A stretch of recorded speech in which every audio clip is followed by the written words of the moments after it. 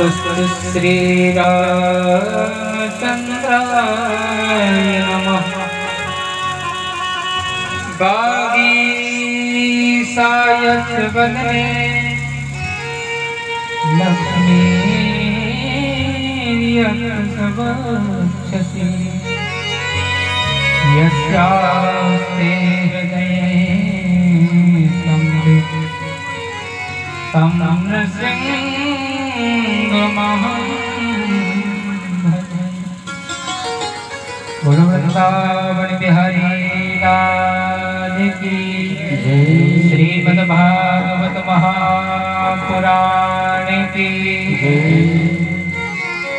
परम मंगलमय भगवत स्वरूप श्रीमद्भागवत महापुराण पूज्य व्यास जी भगवान की कथा को और भी मधुर बनाने में महत्वपूर्ण योगदान देने वाले हमारे शास्त्री विद्वान सौपस्थित श्रद्धामयी माताओं एवं बहनों, बहुत प्रेमियों सज्जनों, हम सभी का ये परम सौभाग्य है इस नवरात्रि के पावन पर्व पर हम लोग श्रीमद्भागवत की पावन कथा श्रवण कर रहे हैं। कुछ बातें बताएंगे, आइए ऐसे पूर्ण मन और वाणी को पवित्र करते हुए दो क्षण भगवान नाम संकीर्तन का आश्रय रखें। मुकुंद माधव गोविंद बोल केशव माधव हरि हरि बोल। गोविंद माधव गोविंद बोल, गोविंद माधव गोविंद बोल, केशव माधव हरि हरि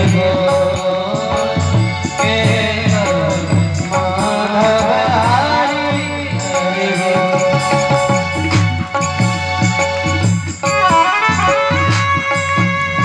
केशव माधव हरि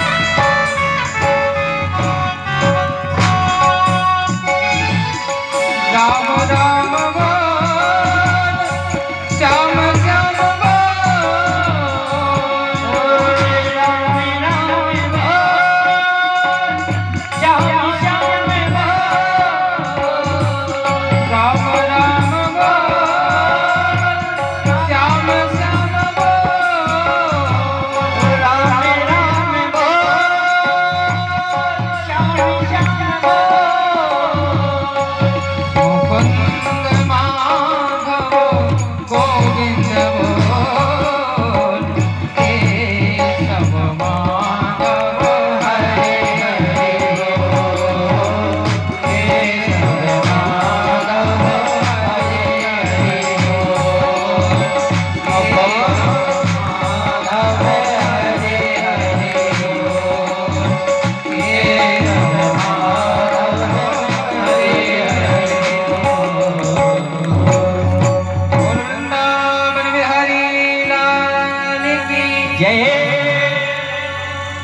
ये जो हम भागवत की कथा श्रवण कर रहे हैं इस सहज में नहीं मिलते।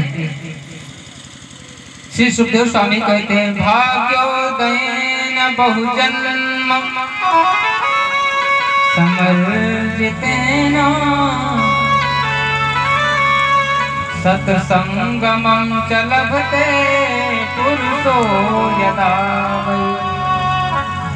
कथा कोई ऐसे नहीं ऐसे आए और श्रवण कर लिए। आपके गांव में और भी हजारों लोग होंगे, चाहते तो वो भी आ सकते थे, क्यों नहीं आए? क्योंकि भाग्योदय नहीं है।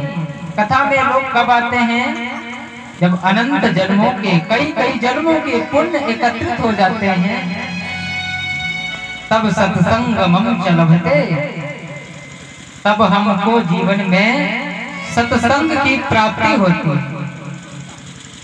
इसी बात को गोस्वामी जी कहते हैं, बड़े भाग पाई। बहुत सारे जब भाग एकत्रित होते हैं, और या फिर कथा कब मिलती है, जब भगवान की कृपा होती है। अति हरि कृपा जाहि पर होई, अति हरि कृपा जाहि पर होई, अति हरि कृपा जाहि पर होई, अति हरि कृपा जाहि पर होई, पाव देय मारग सोई, पाव देय मारग सोई। गोस्वामी जी कहते हैं, जब भगवान की अत्यंत कृपा होती है तब हमें क्या मिलता है, सत्संग मिलता है। तो यहाँ पर तो दो बातें हो गई कि अनंत जन्मों के जब पुण्य उदय होते हैं तब भी कथा मिलती है, भगवान की कृपा होती है तब भी कथा मिलती है। तो ये कैसे पता चलेगा कि जो हम इस समय कथा श्रवण कर रहे हैं ये भगवान की कृपा से श्रवण कर रहे हैं, या हमने कोई पिछले जन्म में कोई ऐसा पुण्य किया था उसके प्रताप से श्रवण कर रहे हैं। तो कहते हैं इसका निश्चय तब होगा, आप अपने आप से समझ लेना। एक बार कथा में हम होते हैं, कथा हम अपने घर से चल करके पंडाल तक आ जाते हैं, यानी कथा में हम आए हैं, और या फिर कथा हम में आ जाए। जो हम श्रवण किए हैं पूज्य व्यास जी से, उसका हमें रात्रि में चिंतन रहे। कोई पूछे कौन सी कथा सुनी है, आपको सारी स्मरण रहे, तो समझना ये भगवान की कृपा है। आज हम लोग महात्मा की बड़ी पावन कथा श्रवण कर रहे थे। इसमें दो बातें विशेष रूप में आपने श्रवण की। प्रथम में सोए हुए ज्ञान और वैराग्य को श्रीमद् भागवत से मुक्ति मिली, और दूसरे में धुंधकारी जैसे महाफल की भी मुक्ति हुई। तो ये जो ज्ञान और वैराग्य है ना, ये हमारे जीवन में भी सोए हुए हैं। ये ज्ञान वैराग्य कोई नहीं, हमारे ही जीवन में ज्ञान वैराग्य है। हमको पता नहीं है कि हमको कथा कैसे श्रवण करनी है, इसका हमें ज्ञान नहीं है। कथा श्रवण करने की भी एक पद्धति होती है, एक नियम होता है।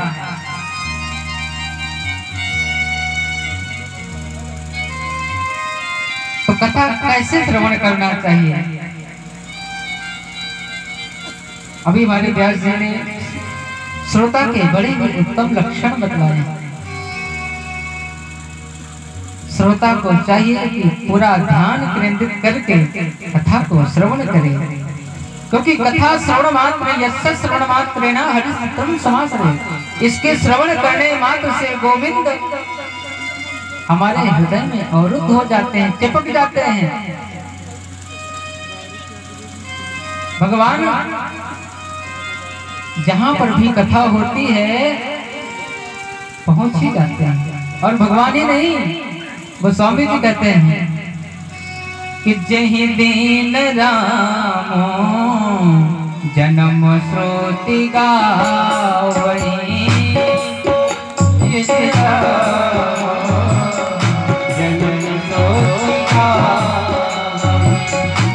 जहि दीन रामो जन्म श्रुति गावई,